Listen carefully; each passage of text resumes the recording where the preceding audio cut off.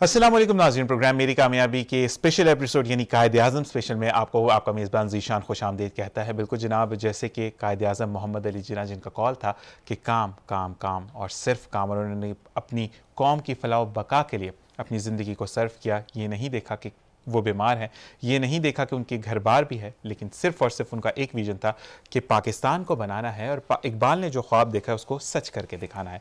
इसी हवाले से आज प्रोग्राम में मेरे साथ मौजूद हैं। बिल्कुल जनाब, मिठास की बात हो, कोई चाशनी की बात हो, और सरफराज भाई जो कि कंट्री हेड है सलमान फूड्स के, वो हमारे साथ मौजूद ना हो। उनकी पूरी टीम मेरे साथ आज मौजूद है और वो आज हम जो डिस्कस करेंगे और कुछ कोशिश करेंगे कि वो चीज़ें जो मुझे नहीं पता या शायद आपको नहीं पता हो वो आज जाने। तो सरफराज भाई को खुशामदीद कहेंगे। अस्सलाम वालेकुम। अस्सलाम वालेकुम। कैसे ज़ीशान, आप खैरियत से? ठीक ठाक। सरफराज भाई बहुत बहुत शुक्रिया कि बिजी स्केड्यूल में से हमेशा मैं आपको तंग करता हूं, और लिटरली मैं तंग करता हूं। मैं ऑनर ये कहना चाहूंगा, आपकी बहुत मोहब्बत कि आपने इनवाइट किया। मैं माशाल्लाह अपनी पूरी टीम के साथ हाजिर हूं। माशाल्लाह माशाल्लाह। बिल्कुल जी, हमारे साथ regional sales manager Naveed Anjum साहब भी मौजूद है। अस्सलाम वालेकुम। वालेकुम अस्सलाम। आपका भी बहुत बहुत शुक्रिया कि आप वक्त में से वक्त निकाल कर, और सरफराज भाई को क्रेडिट जाता है कि सरफराज भाई सबको गैदर करके लेकर बिल्कुल बिल्कुल, कोई शक नहीं है इसमें। इसी के साथ फैसल नईम हामिद शेख साहब मौजूद है, काफ़ी बड़ा नाम है, जो कि सीनियर सेल्स एग्जीक्यूटिव हैं इन सलमान फूड्स। अस्सलाम वालेकुम। कैसे मिजाज है भाई आपके? अल्हम्दुलिल्लाह माशाल्लाह। सबसे पहले तो मैंने फैसल भाई आपको नाम मैं शॉर्ट लूंगा, और आप थोड़े से यूथ को रिप्रेजेंट करेंगे, और जो हमारे नवीद भाई हैं और सरफराज भाई हैं, ये हमारी कहते हैं ना कि हमें सरपरस्ती करेंगे कि हम कहाँ पर लेग कर रहे हैं। सबसे पहले कायद-ए-आज़म की ज़िंदगी के बारे में, कायद-ए-आज़म मोहम्मद अली जिन्ना की ज़िंदगी के बारे में बात की जाए तो सरफराज भाई हमें क्या निचोड़ मिलता है उस चीज़ से? ज़ीशान देखें, बात यह है कि कायद-ए-आज़म मोहम्मद अली जिन्ना ने ये मुल्क जो आपको बना कर दिया, एक स्ट्रगल की, एक जद्दोजहद थी जिसके पीछे बहुत सारी चीज़ें और लोगों की जानें, बहुत सारी चीज़ें थी कि जिसको बहुत सारी। मतलब आप ये समझ लें इतने लोगों की जानें गई और ये मुल्क हमने उस तरह हासिल किया। मगर क्या आज आपको नज़र आता है कि ये जिस मकसद के लिए मुल्क हासिल किया गया था वो मकसद आज पूरा हो रहा है? बिल्कुल ऐसे ही।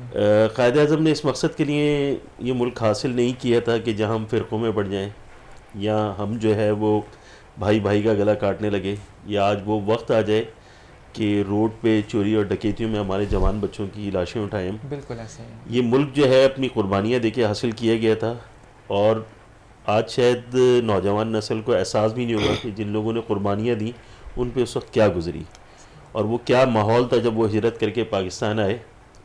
आज तो बहुत सब कुछ अच्छा नज़र आता है, सब चीज़ें बहुत अच्छी हैं, मगर अगर आप रियलाइज़ करें तो मेरा अपना ख्याल ये है कि पाकिस्तान जिस वक्त बना और जिस वक्त मुल्क आज़ाद हुआ उसके बाद जो चीज़ें हमारे पास थी आज शायद वो भी नहीं रही। ऐसा ही है, ऐसा ही है। ना हमारे रोड बेहतर हैं, ना हमारी चीज़ें बेहतर हैं, ना हमारे पास वो ट्रांसपोर्ट है। शायद पहले डबल डेकर हम रोडों पे देखते थे, आज वो भी नज़र नहीं आते। जितना साफ़ सुथरा माल हम पहले देखते थे आज वो भी नज़र नहीं आता। आज रोडों की जो कंडीशन है या जो हाल है, यूथ हमारी, उसको आप देख लें। अगर यूथ की बात करें, मैं ये नहीं कहता कि नौजवान नस्ल बेरारबी का शिकार है, मैं कहता हूँ नौजवान नस्ल आपको देख के आगे बढ़ती है। आप अपनी नौजवान नस्ल को क्या दे रहे हैं? यही चीज़ सही ना? हम अपनी नौजवान नस्ल को जो देंगे, जो आप बोएंगे वही आप काटेंगे। सही ना? मगर मैं आज भी कहता हूँ कि इस नौजवान नस्ल से बहुत सारी उम्मीदें वाबस्ता हैं। ये वो नौजवान नस्ल है जो इस मुल्क को बहुत आगे लेके जा सकती है। मैं ना उम्मीद नहीं हूँ और ना कभी होऊंगा और ना कभी हुआ हूँ। मैं हमेशा उम्मीद से हूँ कि हमारी नौजवान नस्ल जो है इस मुल्क के लिए बहुत बेहतर किरदार अदा करेगी। अपॉर्चुनिटियाँ मौजूद हैं, मौक़े मौजूद हैं इस मुल्क में, ऐसा नहीं है कि नहीं है। मगर बात वही है कि अगर ये सिफारिश कल्चर और अक़रबा परवरी ख़त्म हो जाए तो शायद बच्चों को आगे बढ़ने का मौका मिलेगा। इसी बात से थोड़ी सी आज मैं सरफराज भाई ये चाहूँगा कि ये सलमान फूड्स हमेशा से ज़िंदगी में खुशियाँ बोलता है, लेकिन करख्त बातें आज थोड़ी सी हम करेंगे, क्योंकि अगर मैं नवीद भाई से बात करूँ कि एक रेशो सामने आया नवीद भाई कि एक अच्छी जो क्वांटिटी है वो नौजवानों की, जो ग्रेजुएट थे, जो मास्टर्स थे, वो मुल्क छोड़कर दूसरे मुल्कों की तरफ गए। तो इसमें हमारी यहाँ पर मैं कहूँगा हार नहीं है कि हमारा नौजवान जो स्किल्स रखता है वो दूसरे मुल्क में जाकर उन चीज़ों को सर्व कर रहा है, क्योंकि उसको अपने मुल्क में मौके नहीं मैसर। बिस्मिल्लाहिर्रहमानिर्रहीम। देखिए, पहले तो मैं बात करूँगा कायद-ए-आज़म की। बिल्कुल। लोग कहते हैं कायद-ए-आज़म एक फ़र्द थे, मैं कहता हूँ नहीं, वो एक अपनी ज़ात में इंस्टीट्यूशन थे। ज़बरदस्त। अगर आप कोई भी सर्कल बनाएं उस सर्कल का एक सेंटर होता है। सही, मैं कायद आज़म को लेता हूँ वो सेंटर, ज़बरदस्त, जिसके सराउंडिंग के अंदर उन्होंने एक इंस्टीट्यूट कायम किया था कि लोग उसके गिर्द जमा हो, वो लोगों की तरबियत कर रहे थे, सही। वो लोगों को बना रहे थे। सही, फिर उसी तरबियत की वजह से कि पाकिस्तान वजूद में आया। सही, जो आपका सवाल था मिताली के लोग यहाँ से माइग्रेट हो रहे हैं, हिजरत जो हमारे जो यूथ तबका है, तो इसकी वजह क्या है? इसकी वजह वही है कि हम आज कायद आज़म के कायद के अफकार से पीछे हो गए। जो कायद की एक सोच थी, जो एक कौम को बनाना चाहते थे, आज हम वो कौम नहीं बन सके। सही, आज हम उससे पीछे नहीं बल्कि मीलों पीछे चले गए। ऐसा ही है। हमको वो बेस तैयार करनी, हमको वो बेस देखनी पड़ेगी कि क्या वजूहात हैं, क्यों हमारा जो नौजवान तबका है तालीम यहाँ से हासिल कर रहा है, फैसिलिटी यहाँ से हो रहा है, लेकिन सर्व कर रहा है किसी और को। सही, वजह यही बेसिक यही है कि जो हमारे कायद के अफकार थे, जो हमारी कायद की सोच थी, हम उससे बहुत पीछे चले गए। ऐसा ही है। अगर हम उसको एक लेवल में रखते, वो चीज़ लेके आगे चलते, तो कोई शक नहीं था कि हमारा शुमार दुनिया की अजीम कौमों में होता। ऐसे ही, बिल्कुल ऐसी चीज़ है। और इसी के साथ फैसल की तरफ जाने से पहले मैं सरफराज भाई, अगर हम अपनी ज़िंदगी को देखते हैं तो दीन इस्लाम में भी है कि जितना है उस पर रब का शुक्र अदा करो। शायद हम नाशुक्री कौमों में से भी एक हैं, अगर हम ये कहें। नहीं, नाशुक्री कौम तो आप नहीं कह सकते। अल्हम्दुलिल्लाह दुनिया, आप पाकिस्तान की अगर बात करें तो बहुत बड़े बड़े नाम है इस मुल्क में, बिल्कुल ऐसे ही, मैं जिनकी वजह से नौजवान की मुल्क बात चल कर रहा रहा है। मगर बात दरअसल ये है कि जो अभी नवेद ने बात की कि जी हमने कायद आज़म के अफकार को छोड़ दिया, उन्होंने जो तरबियत हमें दी उसको छोड़ दिया, उन्होंने जो बातें हमसे कही हम उनसे पीछे हट गए। ऐसे ही, सही ना। हम कायद आज़म की बात कर लें, मैं तो आपसे एक और आगे इससे बात करता हूँ। नबी करीम सल्लल्लाहु अलैहि वसल्लम के जो फरमान है हमने वो सारे छोड़ दिए। बिल्कुल ऐसे ही है। सही ना। हम किसी सुन्नत पे अमल करने के लिए तैयार नहीं है। सही ना।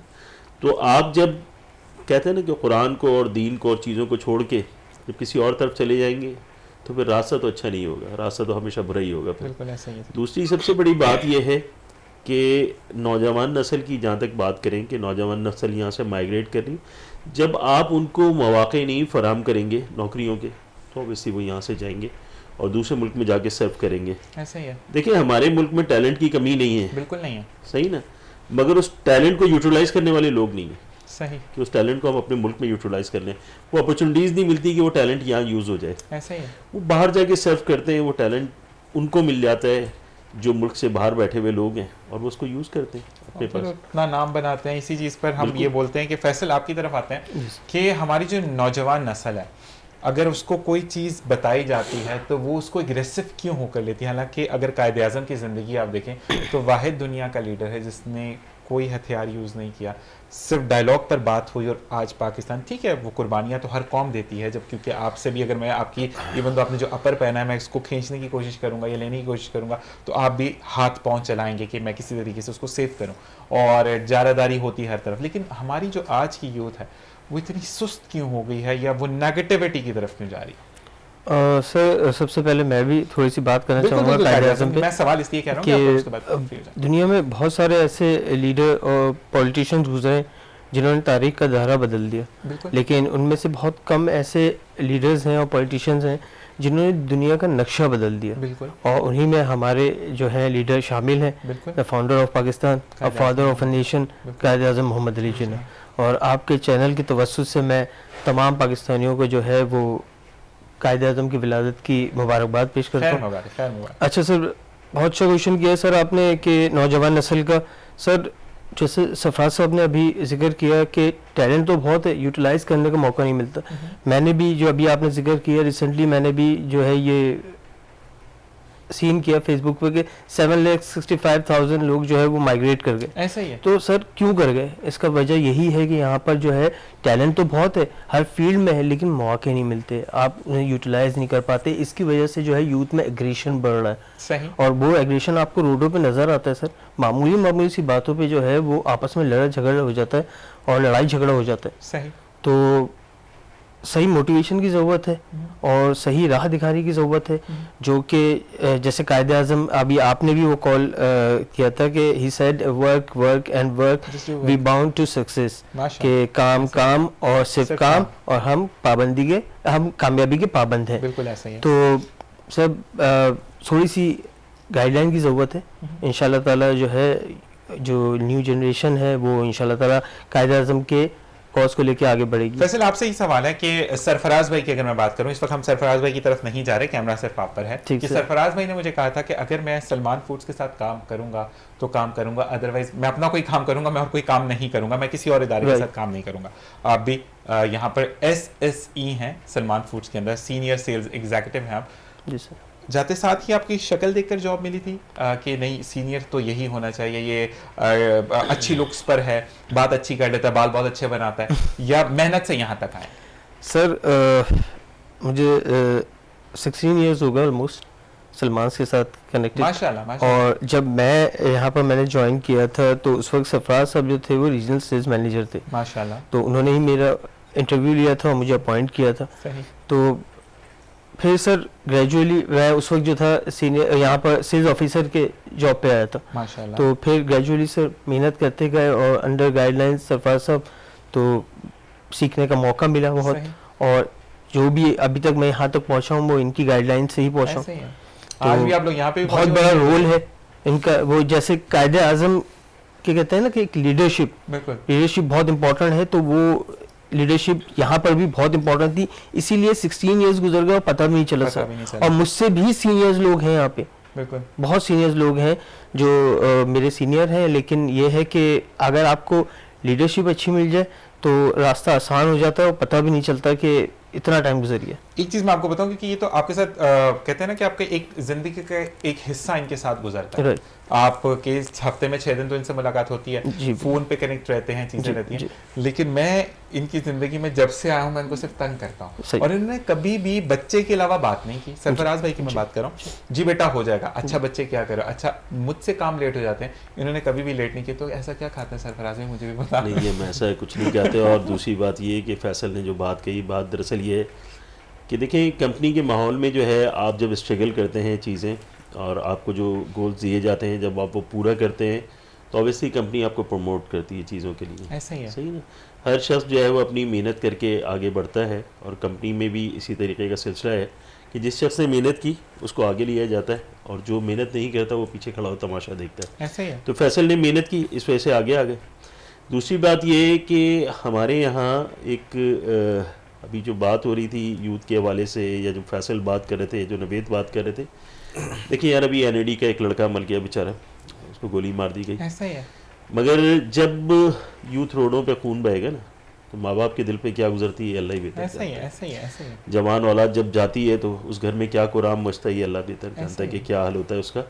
मगर बात यह है कि ये नौजवान जो है कराची की सड़कों पर तालीम हासिल करने जा रहे हों या किसी खेल या किसी मशागिल में जा रहे हों और उसमें आते जाते जो है उनसे गन पॉइंट पे चीज़ें छीनी जाएं और उनको गोली मार दी जाए, तो माँ बाप ने इसलिए तो नहीं पैदा किया इनको। बिल्कुल ऐसी ही चीज़ है, बिल्कुल ऐसी। दूसरी सबसे बड़ी बात ये, फिर इसके अलावा क्या चारा रह जाता है कि वो नौजवान क्या है कि मैं इस मुल्क को छोड़ के चला जाऊँ, किसी और मुल्क में जाके नौकरी करूँ। हम बिल्कुल ये कहते हैं कि जी देखें यहाँ पे बहुत सारे शायद मौक़े पाकिस्तान में मौजूद हैं, मगर क्या इतने पैसे मिलते हैं जो मुल्क से बाहर लोगों को मिलते हैं? नहीं मिलते, बिल्कुल नहीं मिलते। दूसरी सबसे बड़ी बात यह कि जान इतनी सस्ती है कि गोली जो है वो आपकी अगर कहें कि शायद 100 रुपये की आती है तो वो आप एक गोली मार के एक शख्स को ख़त्म कर देते हैं और उसका पूरा घर जो है उसके लिए बर्बाद हो जाता है। किसी को क्या पता हो शायद वो उस घर का अकेला कफील हो। बिल्कुल ऐसा ही ना। आप उसके बूढ़े माँ बाप का जो है वो सहारा था जिसको आपने छीन लिया। ऐसा ही है। और लॉ एंड ऑर्डर की सिचुएशन आपके सामने है आजकल भी। आज भी काफ़ी सारे वारदातें क्या कहते हैं शहर में जारी हैं जो हो रही हैं, और जो लॉ एंड ऑर्डर की सिचुएशन है वो नज़र आ रही है सबको कि क्या है। ऐसी बात। मगर ये सारी चीज़ें इन सब के बावजूद जो है वो हम फिर भी उम्मीद से कि अल्लाह ताला बेहतर वक्त दिखाएगा इंशाअल्लाह। और ये मुल्क शायद इसलिए बनाया गया था कि इसमें हम अपने मज़हब के हवाले से, अपने दीन के हवाले से एक अलग मुल्क का तसव्वुर लेके आए थे। बिल्कुल कि इस मुल्क में जो है हम अपने दीन को बेहतर तरीके से जो है उजागर कर सकेंगे, अपनी मज़हब की बेहतर तरीके से उजागर कर सकेंगे और अपने काम को बेहतर तरीके से कर सकेंगे और अपनी ज़िंदगी एक आज़ाद गुजार सकेंगे। तो वो आज़ाद ज़िंदगी शायद अब तो नज़र नहीं आती। ऐसा ही है। हर वक्त जो है हर शख्स को जान का ख़तरा रहता है और माल का ख़तरा रहता है। बिल्कुल यही चीज़ है। इस पे बारे में नवीद भाई से मैं बोलूँगा कि जो भी लोग नासिर इस चीज़ में मुलव्वस हैं, यानी स्ट्रीट क्राइम्स के अंदर, और जो भी कहते हैं ना कि बच्चों की ज़िंदगी पर ये बुरा वक्त लेकर आते हैं, तो इस हवाले से जानेंगे। लेकिन ब्रेक के वक्त मैं सवाल छोड़े जाता हूँ कि आप समझते हैं या नहीं समझते कि उन लोगों को बीच चौक में खड़ा कर कर अगर गोली मार दी जाए तो दूसरे किसी के अंदर हिम्मत नहीं होगी? इस आंसर के बाद हम ब्रेक की तरफ चलेंगे। बिल्कुल, मैं आपकी बात से 100 गुना नहीं 1000 गुना मुत्तफिक। बिल्कुल ऐसा ही है, सही है कि एक दफ़ा कुछ कर गुजरे आप, ऐसा ही है, सिर्फ एक दफ़ा करने की देर है बिल्कुल। कि दुनिया के सामने एक चीज़ आ जाए कि आप ये करेंगे तो आपके साथ ये हो सकता है। ऐसा ही है। असल में हमारा कानून इतना कमज़ोर है, हमारे यहाँ पे जो स्ट्रीट क्रिमिनल हैं या किसी तरह के भी क्रिमिनल हैं, उनके पास इतने मौके हैं, उन्हें पता है हम कुछ करेंगे तो कुछ कर करा के बाहर आ जाएंगे, दूसरी गली से दूसरी गली से बाहर आ जाएंगे कोई मसला obviously। नहीं है। तो यही अगर ये खौफ हो ना कि अगर हमने किसी का घर का चिराग छीन लिया, किसी को लूट लिया, डकैत लिया और हम पकड़े जाएंगे और हमारे साथ ये कुछ होना है, सही। तो मैं बोलता हूँ कि स्ट्रीट क्राइम्स नहीं, हर तरह के क्राइम्स बिल्कुल जड़ से ख़त्म हो जाएंगे। लेकिन एक दफ़ा खाली करने की देर है, बिल्कुल यही कोई चीज़ एक बंदा होगा जो ये काम कर गुजरे। बिल्कुल। और कहते हैं ना कि ब्रेक की तरफ जा रहे हैं, बिल्कुल कि करना तो दूर की बात है, हम सोचेंगे भी नहीं सऊदीया में क्यों चोरी इतनी आम नहीं कि वहाँ पर जैसे ही चोर पकड़ा जाता है उसके हाथ काट दिए जाते हैं। यही चीज़ अगर हम भी सोचें तो आज हमारा जो मुआशरा जिस तरीके से बाहर जा रहे हैं हमारे नौजवान बच्चे, वो पाकिस्तान में रुककर पाकिस्तान मजीद तरक्की करे। ब्रेक का वक्त जनाब, ब्रेक पर जाते हैं, वापस आएंगे और फिर कंटिन्यू करेंगे प्रोग्राम को। देखते रहिए प्रोग्राम मेरी कामयाबी।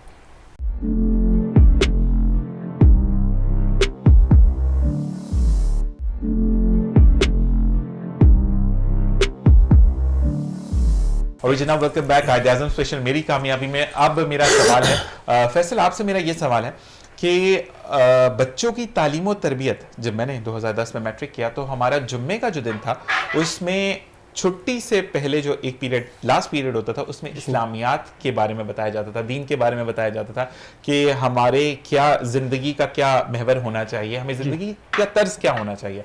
और एवरी मंडे, क्योंकि 2 दिन की छुट्टी होती थी, सैटरडे और संडे, और फ्राइडे इज हाफ डे, तो उसके बाद टीचर रिकॉल करती थी लास्ट पीरियड को पाकिस्तान स्टडीज, पाकिस्तान के बारे में बता।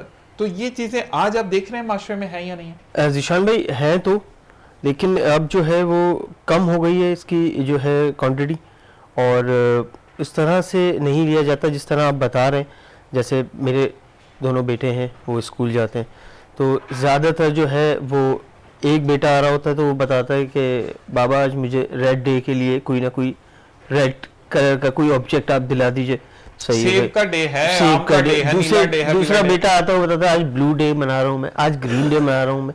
तो और ज़्यादा से ज़्यादा अगर दीनी उसका वो है तो वो 12 रबीउल अव्वल को एक एहतमाम होता है, मिलादुन नबी हो जाता है, रमज़ान करीम में होता है, उसके अलावा नहीं लेकिन होता। जब हम ऑब्वियसली आप सही कह रहे हैं, जब हम लोग पढ़ते थे तो बड़ा एहतमाम होता था इस्लामियत का, बाकायदा जो है हम घर से जो है वो टोपी कैप लेके जाया करते थे और पीरियड होता था। लेकिन ये है कि सर आप सही कह रहे हैं कि कमी है, अब नाजरा नहीं है अब जिंदगी में। बिल्कुल और सही है। आप बच्चे तो डे के लिए बोलते हैं, माँ बाप अपनी जेब को रो रहे होते हैं। बिल्कुल, कि मैं हमें कहाँ से पूरा यानी कि करूं? अलग से जो है वो नाजरा के लिए बच्चों को भेजना पड़ता है मदरसे। बिल्कुल, पहले जो इस वजह से जो है ये जो आप कह रहे हैं ना बच्चों में एग्रेशन आ गया, ये भी एक वजह है कि बच्चा सुबह 6 बजे उठ रहा है सर, और 8 बजे वो अपने स्कूल जा रहा है, वापसी उसकी छुट्टी हो रही है सर 2 बजे, 2 बजे और बच्चा का पहुंच रहा है ट्रैफिक में फंसने के बाद 3 बजे घर आते के साथ ही सर वो मदरसे की तैयारी कर रहा है। बिल्कुल ऐसा ही है। सही है, वो मदरसे 2 घंटे लगा के आ रहा है, फिर वो आके होमवर्क कर रहा है, आप अपने बच्चों को टाइम नहीं दे पाते हैं। और इसमें हमारी भी गलती है सर, हम मोबाइल लेके, जो गैजेट हमारे हाथ में आ गया मोबाइल का सो कॉल्ड, ये लेके बैठे रहते हैं, माँ अलग लेके बैठी हुई है, और अगर छोटा बच्चा है तो उसे मोबाइल दे दिया जाता है कि भाई ये इसमें ही लगा रहेगा, हम अपने मोबाइल में वो में, तो हमारी भी इसमें गलती है, पेरेंट्स की बहुत ज्यादा गलती है। मैं बहुत हमेशा ज्यादा। ये कहता हूं कि जो सीनियर 2 बैठे हुए हैं ये बताएंगे कि मेरे लिहाज से अगर बच्चा छोटा है, नहीं संभल रहा, माँ को काम है, तो आप एलईडी पर बच्चे को लगा कर दे ताकि आप भी मॉनिटर करें कि बच्चा देख क्या रहा है। आजकल के बच्चे इतने शार्प है, पता ही नहीं चलता कि वो क्या कह रहे हैं। आज से पहले जो है क्या माएँ जो है वो बच्चों को मोबाइल देती थी? ऐसा ही है, मैं भी यही कह रहा ऐसा तो नहीं था ना? नहीं था, सही ना, पले तो हम भी हैं, पले आप भी हैं, बिल्कुल ऐसे ही है, माँ बाप नहीं पा रहे ना, बिल्कुल ऐसे ही है। मगर आज क्यों टेक्नोलॉजी का इतना ज़्यादा यूज़ होने लगा है? आपकी टेक्नोलॉजी इतनी ज़्यादा यूज़ होने लगी है, बच्चों की आंखें ख़राब होने लगी हैं, मेंटल प्रॉब्लम होने लगी हैं, कैंसर के मर्ज बढ़ते चले जा रहे हैं। ऐसे ही है। मगर माएँ तो इससे पहले भी बच्चों को पालती नहीं, तो वो प्यार, वो मोहब्बत आज तो ख़त्म होता हुआ नज़र आ रहा है बच्चों से ना। ऐसे ही है। अच्छा, दूसरा ये कि बच्चों को हमने भी मशीन बना दिया है। ऐसे फैसल कह रहे हैं जी, बच्चा सुबह स्कूल चला गया, फिर वापस आया स्कूल से, ट्रैफिक में फंसा, घर पहुंचा, फिर मौलवी साहब ने पकड़ लिया, मौलवी साहब ने छोड़ा, शाम को ट्यूशन टीचर आ गया, होमवर्क कंप्लीट करना है। तो वो तो बच्चा एक मशीन बना के रख दिया आपने। जो थोड़ा बहुत टाइम होता है आप उसको, अच्छा हमारे यहाँ फिजिकल एक्टिविटी भी खत्म हो गई कि आप बच्चे को जो है वो पहले खेलने के लिए कह रहे थे नीचे चले जाओ जी खेल लो, अब वो मोबाइल पे ही फुटबॉल खेल लेते हैं, मोबाइल पे ही सारी चीज़ें खेल लेते हैं, वो भी कहानी खत्म हो गई है। फिर कहते हैं जल्दी जल्दी सुला दो। फिर इन सारी तरबियत के अंदर जो है ना, हमारी फैमिली में देखें, आपके बच्चे वो करते हैं जो आपको करते हुए देखते हैं, ऐसा ही है। वो नहीं करते जो आप उनको सिखाते हैं। बच्चा आपको नमाज पढ़ते हुए देखेगा तो नमाज पढ़ेगा, माशाल्लाह, आपको कुरान पढ़ते हुए देखेगा तो कुरान पढ़ेगा, आप जो काम करते हुए आपको दिखेगा वो करेगा। अपने बच्चों के साथ खेलने के लिए टाइम निकालना पड़ता है। मैं जो आपको बैठ के आज यहाँ इतनी बड़ी तकरीर कर रहा हूँ, मैं खुद अपनी फैमिली को आजकल टाइम नहीं दे पाता, बहुत ज़्यादा मसरूफियात हो जाती हैं, चीज़ें बहुत ज़्यादा हो जाती हैं, मगर उसके बावजूद मेरा तमाम माँ बाप से ये कहना है कि जी अपने बच्चों के लिए टाइम निकालें, उनको टाइम दें।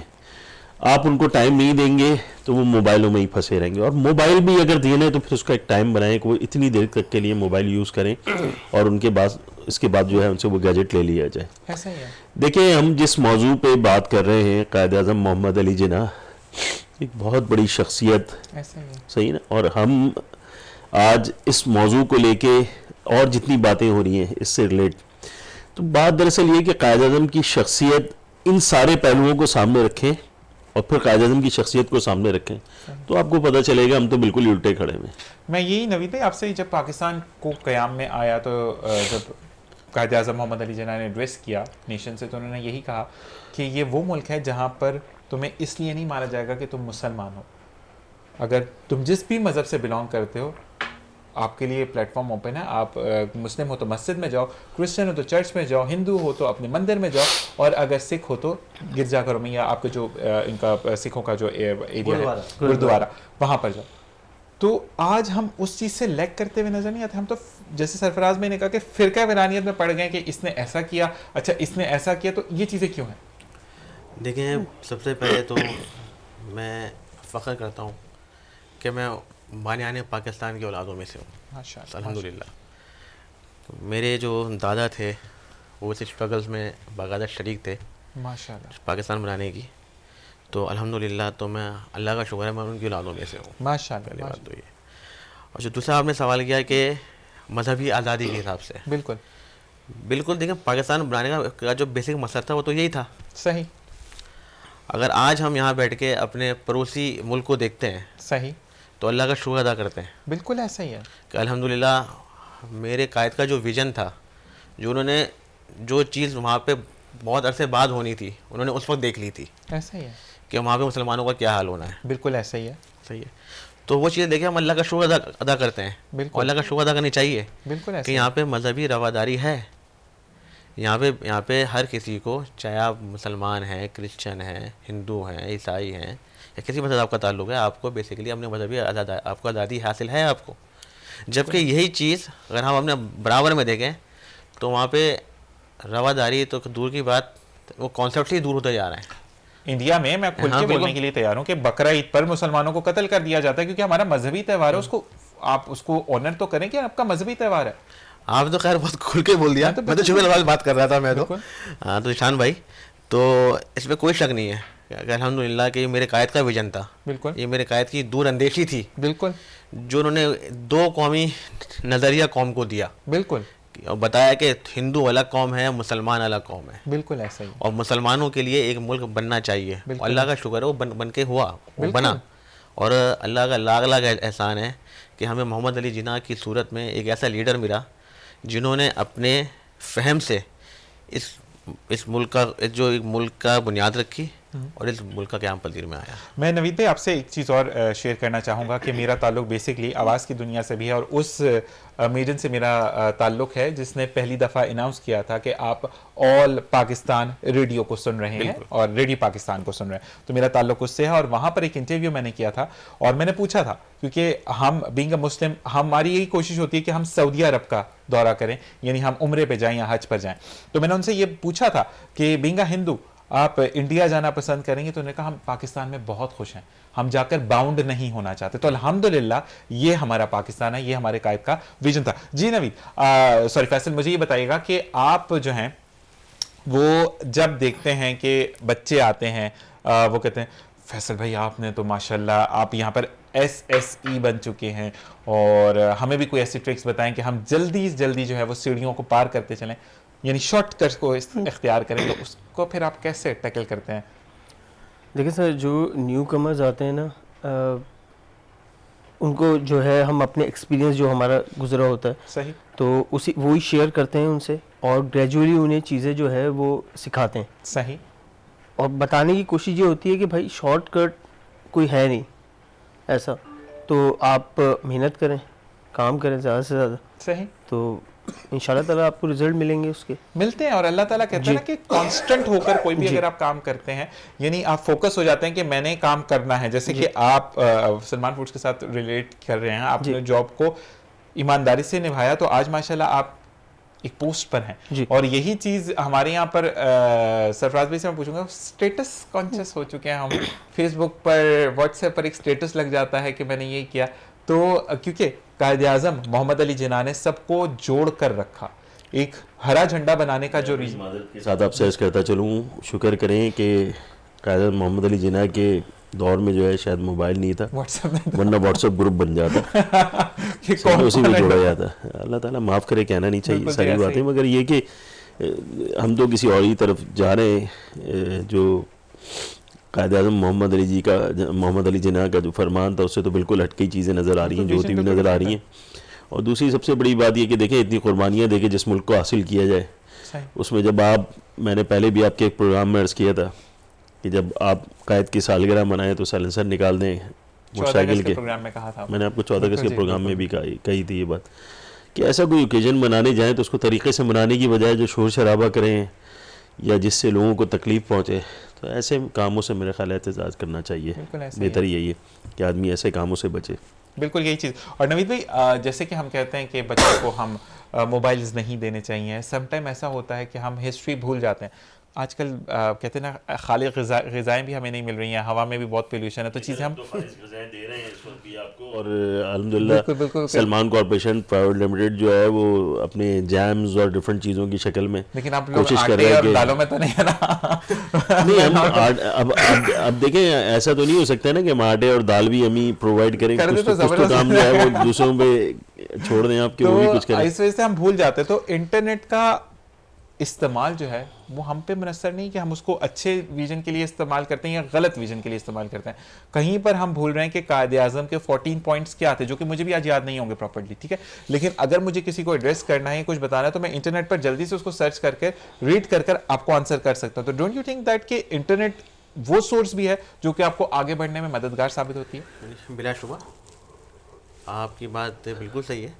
देखें, एक चीज़ बना दी गई, सही, अब आप पे मुनसर करता है कि आप उस चीज़ का इस्तेमाल किस वे में कर रहे हैं, सही, किस लिहाज से कर रहा है। सही, इंटरनेट बना दिया गया है कि लोगों को फैसिलिटेट करने के लिए, ऐसा ही है, सही है, कि आप घंटों का काम मिनटों में, मिनटों का काम सेकंडों में कर लें आप, बिल्कुल सही है। और जो इन्फॉर्मेशन है कि वह आपको इन्फॉर्मेशन एक जगह आपके जहन में आ जाए, सही। तो इसमें कोई दो राय नहीं है कि जो आपका नेट है वो बेसिकली आपको एक सहूलत देने के लिए है, दुनिया से कनेक्ट करने के लिए, जहाँ आपको कोई भी सोर्स ऑफ चाहिए आपको।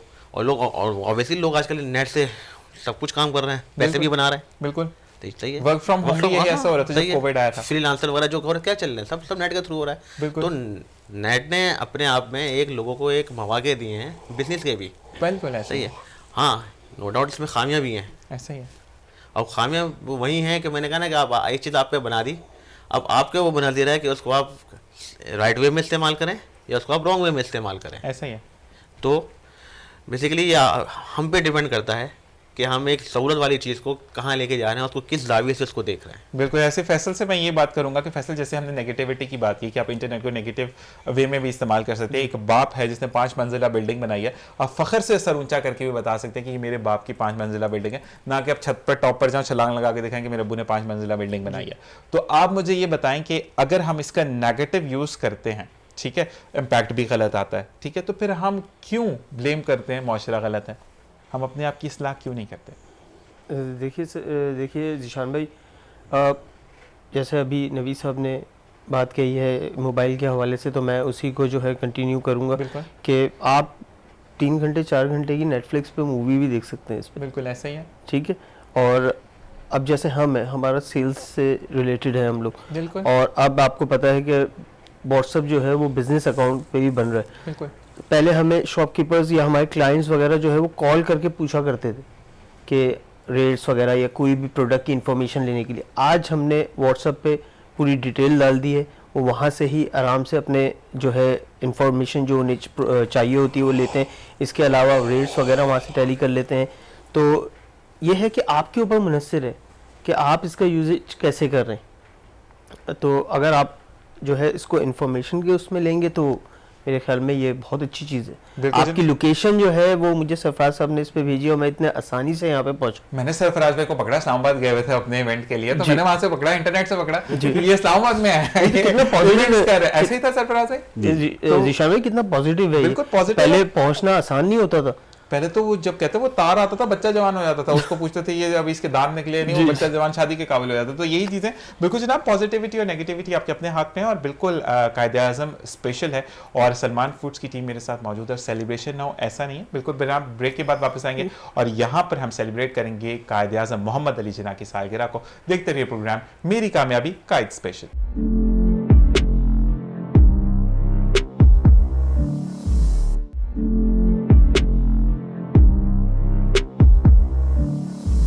और जनाब वेलकम बैक। मेरी कामयाबी कायदे आज़म स्पेशल 25 दिसंबर सन 2022 और कुछ ही दिन के फासले पर है हम जब 2023 में हम शुमार होगा हमारा, यानी 2022 हमें अलविदा कहकर बहुत अच्छी बहुत कुछ बुरी यादें हमें देकर इस कहते हैं ना कि हमारी ज़िंदगी से दूर हो जाएगा।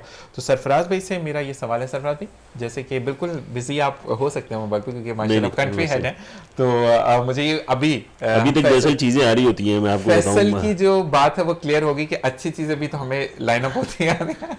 नहीं, वो दरअसल कुछ चीज़ें ऐसी हैं जो सुबह कंपनी में देनी है बिल्कुल और वो अभी रात में आ रही होती हैं इस वक्त। बिल्कुल। और फिर आप सरफराज भाई को इनके पेज पर अगर देखें तो बिल्कुल जनाब ये डिफरेंट जगहों पर आपको नजर आ रहा था, कभी क्या बांट रहा है, कभी क्या। जी, आपने आज सुबह से फजर की नमाज के बाद से जो है वो पहले सुबह जो है वो एक चैनल पे थे, बिल्कुल फिर उसके बाद जो है वो लाल किला में एक तकरीब थी, सही।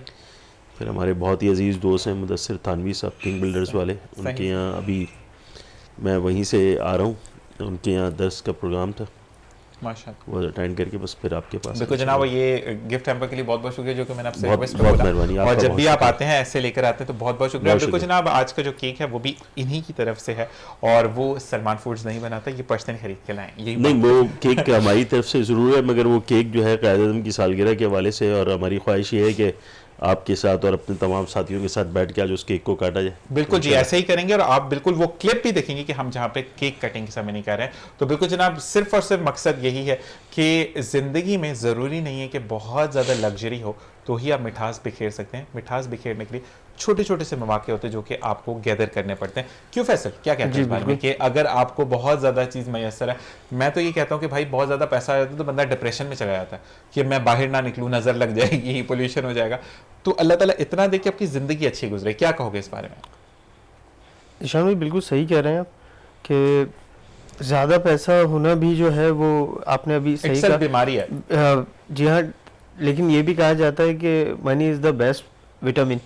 बिल्कुल, इंसान बूढ़ा नहीं होता। विटामिन मल्टीप्लाई ना हो जाए ना, वो अपनी जगह पे हाँ, रहने तो सही बस रहता है। ये है कि देखें, मेरा ये मानना है सही कि अगर आपकी परवरिश अच्छी हुई है ना, सही। तरबियत अच्छी हुई है सही और शुरू से आपको दीनी तालीम दी गई है, तो चाहे कितना ही पैसा आ जाए आपके पास, कितनी ही पावर आ जाए आपके पास, आपका जो है वो दिमाग जो है ना वो आउट नहीं होगा। आप अपने लाइन से हिलेंगे नहीं। सही। जो आपको सिरात मुस्तकीम का रास्ता बचपन से दिखाया गया है, आप उसी पे इंशाल्लाह चलेंगे और बजाय जब पैसा ज़्यादा होगा तो वो दूसरों की मदद के लिए इस्तेमाल हो सकेगा। सही सही। आप उसे चाहे सदका खैरात जो भी कह लें, सही। या किसी भी भाई की मदद कह लें, या अपने रिश्तेदार ऐसे होते हैं जो हमारे रिश्तेदार कुछ नीडी होते हैं। पहले तो अपने रिश्तेदारों में जी देखिए, बिल्कुल, बाहर पहला जाने से हक उन्हीं का है, बिल्कुल। पहला हक उन्हीं का है।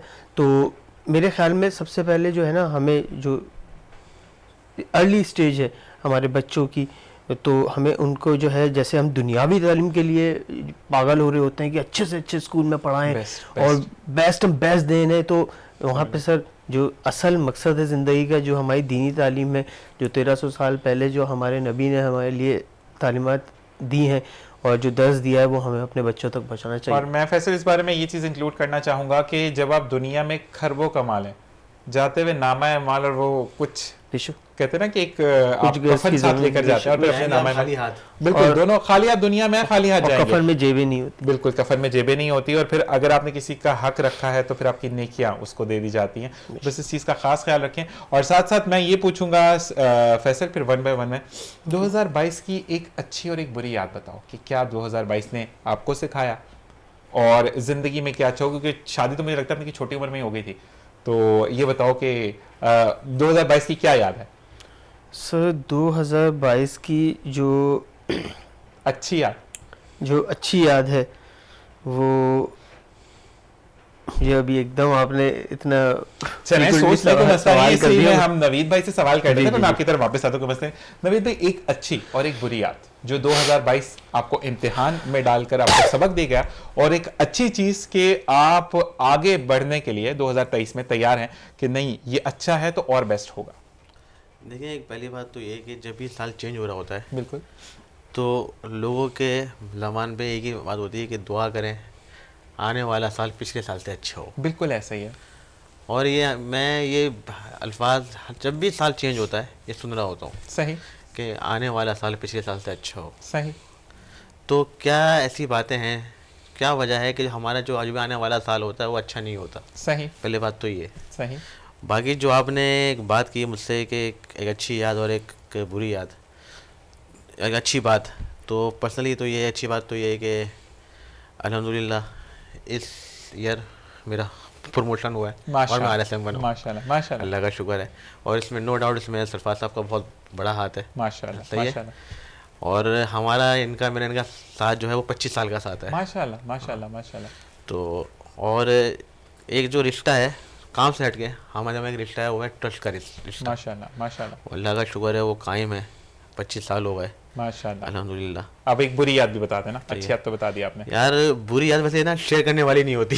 नहीं पैसा आपका ज्यादा कहीं लग गया, कहीं वो ट्रांजैक्शन गलत हो गई, गाड़ी का टायर गलत जगह पे पंचर हो गया कि जहाँ पे कोई बंदा नहीं था, तो ये कुछ ना कुछ यार तो बुरी याद ऐसी है कि मैंने आपको दोहराना नहीं चाहता लेकिन आप कह रहे तो बता देता हूँ कि मेरे बेटे का बहुत सीवियर एक्सीडेंट हुआ था।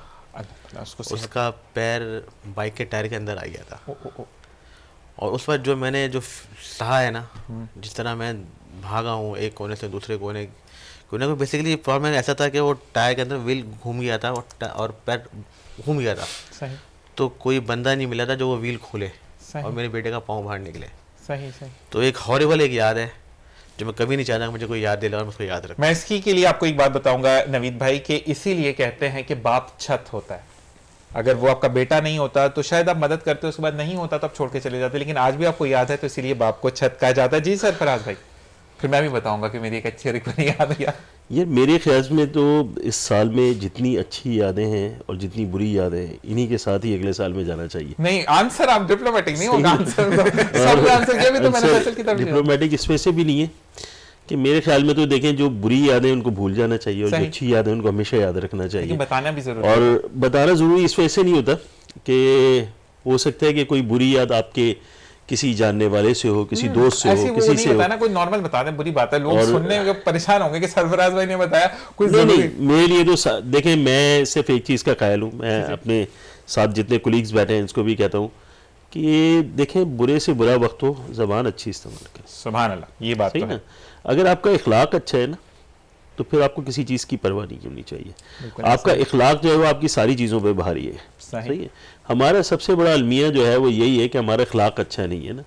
अच्छा, दूसरी सबसे बड़ी बात ये है कि यार रात को जब सोए ना तो सबको माफ़ करके सोएं और अल्लाह से भी माफ़ी मांग के सो जाएं। तो फिर अच्छी और बुरी यादों का जो है ना फिर तसलसल ही ख़त्म हो जाएगा आपके पास कि कौन सी याद अच्छी थी और कौन सी बुरी थी। हम तो रात को कोशिश करते हैं और मेरा सबको मशवरा भी है आप सब लोगों का जिस प्रोग्राम के तवज्जुह से कि मैं अभी एक दर्स से भी होके आ रहा हूँ कि रात को जब सोएं तो अल्लाह ताला से माफ़ी मांग के सोएं। ऐसा ही है। और सबको माफ़ करके सोएं। सही सही। क्योंकि एक जो सबसे अहम चीज़ है हमारी ज़िंदगी में वो ये है कि ना ये चीज़ें ज़िंदगी भर रहने वाली हैं और ना हम ज़िंदगी भर रहने वाले हैं। ऐसा ही है। तो जो जब हम रहने वाले ज़िंदगी भर नहीं है ना, ये चीज़ें ज़िंदगी भर रहने वाली, तो फिर जद्दोजहद किस चीज़ की है? सुभान अल्लाह। सही ना? इसी के साथ तो अच्छी और बुरी यादों के साथ ही चले जाएं अगले साल में। मुझे बाखुदा सरफराज साहब से इसी जवाब की उम्मीद थी। मुझे भी ऐसा ही था कि ये ऐसा करेंगे, लेकिन मैं इसके बारे में मैं भी कवर अप एक बात करूंगा। जी फैसल, आपसे यही सवाल, इनको कवर अप नहीं करेंगे, आप अपना आंसर करें। अच्छी याद और बुरी याद। जी ज़ीशान भाई, मेरी अच्छी याद तो ये है कि अभी हमने अपने मामा बाबा की जो है वो एनिवर्सरी सेलिब्रेट करी थी माशाल्लाह। और सरप्राइज रखी थी। वो बड़ा अच्छा बिल्कुल लगता है उन्हें इस तरह का हमने हिंट ही नहीं लगने दिया कि जैसे हमें याद है। सही, वो भूल गए, जी कोई हाँ, याद और वो नहीं, 12 सही। o'clock पे एकदम अचानक से जो, और वो जो उनके चेहरों पे जो खुशी थी ना, वो नाकाबिले बयान है।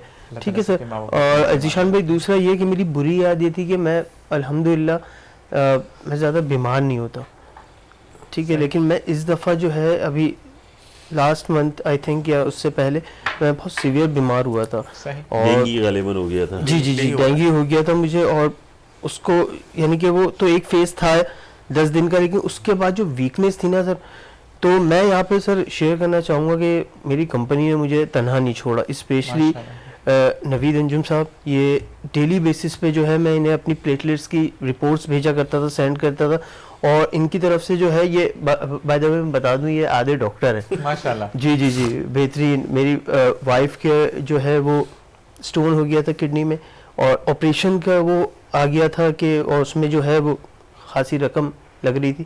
इन्होंने, मैं अचानक से ऑफिस पहुंच गया और इन्होंने मुझे एक बहुत ही बेहतरीन मशवरा दिया। होम्योपैथिक की एक मेडिसिन थी, वो बताई, और मैंने वो यूज़ कराई, और अल्हम्दुलिल्लाह 5-6 महीने गुजर चुके हैं सर, कोई सिम्टम्स नहीं है माशाल्लाह, हेल्दी लाइफ जा रही है। तो मैं आपके शो के तवज्जुह से जो है वो थैंक्स करना चाहूँगा नवीद अंजुम साहब का, कि मगर ये आपको बता दो कि नवेद को तनख्वाह सिर्फ जो है ना वो RSM की देते हैं, डॉक्टर की तनख्वाह नहीं देते हैं, वो मशवरे देते हैं। हाँ, अच्छा जी, बिल्कुल मशवरे मुफ्त हैं सारे। और ये चीज़ कि जैसे मैंने सबसे सवाल किया, तो मेरी एक अच्छी और बुरी याद। अच्छी याद ये कि मैं कनेक्ट हुआ वीनस टीवी से, और उसमें काफ़ी लोगों से मुलाकात हुई। फरहान भाई मेरे कैमरामैन जो कि इस चीज़ को लीड करें, जिसको कहते हैं ना कि एक विजन दिखाना, और रमीज़ भाई, उनके लिए मैं ये शुक्रिया उनका इस तरह अदा करूँगा कि उन्होंने मुझे हिम्मत दी कि जो मेरी पाँव में प्रॉब्लम था, लेकिन उन्होंने कहा कि तुम मुहर्रम ट्रांसमिशन कर सकते हो, वो साथ साथ रहे। फिर मेरी सरफराज भाई और खुरम भाई से मुलाकात हुई, और मैं ये कहूँगा कि कहीं पर भी कोई भी इवेंट आ रहा होता है तो मैं इन दोनों से रिक्वेस्ट करता हूँ, और ये ऐसे बात मेरा सलाम भी आप खुर्रम भाई को पहुँचवा दें इस प्रोग्राम के तवज्जुह से, बिल्कुल, कि आज खुर्रम भाई जो है वो मेरे साथ नहीं है, क्योंकि मैं भी कहीं से आ रहा था, मुझे नहीं पता कि क्या उनका प्रोग्राम होगा, क्योंकि वो भी मसरूफ़ आदमी है, बहुत ज़्यादा मसरूफ़ रहते हैं। जी जी। मगर मैं आपके प्रोग्राम के हवाले से एक बात ज़रूर अर्ज़ करता चलूँ कि क्योंकि मैं खुर्रम भाई को खुर्रम भाई नहीं शाह साहब कहता हूँ, तो शाह साहब दोस्तों के दोस्त हैं, ऐसा ही है, बहुत मोहब्बत, बहुत इज़्ज़त वाले आदमी हैं।